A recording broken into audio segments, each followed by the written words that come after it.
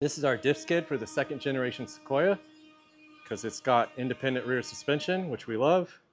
This keeps your diff safe. It comes with some big carriage bolts and it uses the subframe mounts in the front. These are the tools you'll need to install the rear skid plate. The rear subframe bolts are pretty large, so a big impact would be good to have, but you can get it done with a breaker bar. You also need to torque those bolts back to 200 foot-pounds, so you need a pretty beefy torque wrench. If you don't have one, most auto parts stores rent them.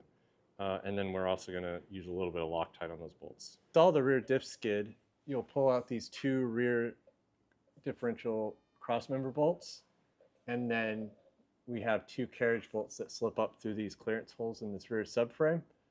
If you're coming from installing the gas tank skid plate, you should have left it loose if you haven't, or if you've already had yours installed and you're adding a diff skid, you'll just need to loosen the strap bolts and this rear bolt so that the skid plate pulls away and you can slip the diff skid in between the gas tank and the subframe.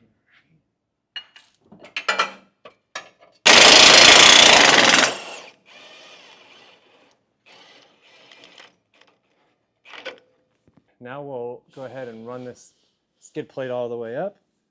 I'm using a fancy transmission jack here, but you could use a floor jack or just line your back on a creeper. You'll want to work the skid plate up so that it tucks up underneath your gas tank skid if you have one. Otherwise it just sits up on the subframe. Start with these carriage bolts and we slide up through these square holes through some clearance slots in the subframe, and then we reach around with a big washer and a nut. And it's a little feel around, but okay, get that started. Okay. Next we'll install these forward crossmember bolts. I'll apply a little bit of medium strength blue Loctite to the threads.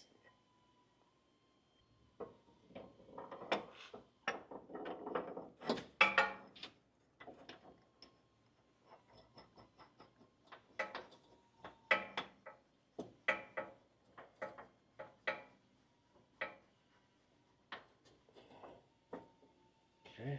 Go ahead and lower your floor jack and move it over to your gas tank skid. If you're installing a gas tank skid, sometimes it's required to put a little bit of upward pressure to squish the gas tank a bit to get these threads started.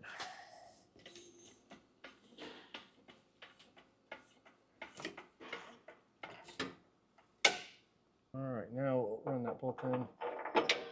Again, using a little bit of medium strength blue Loctite.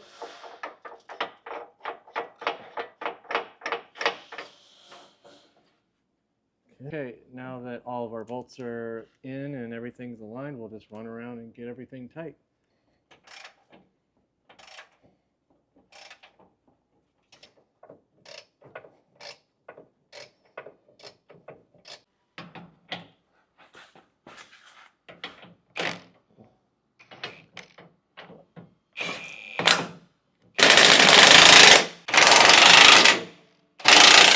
Now we'll torque it up to 200 foot-pounds.